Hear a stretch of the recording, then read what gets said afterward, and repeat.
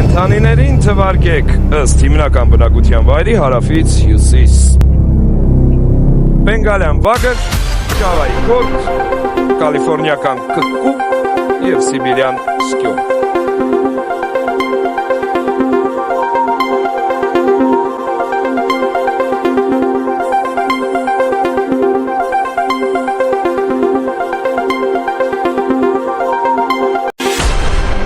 Ճավայի գորտ ամենահարավում ապրող, բենգալյան վագր, կալիֆորնիական կկկու և հետո կկկու սկյուր, սիբիրյան։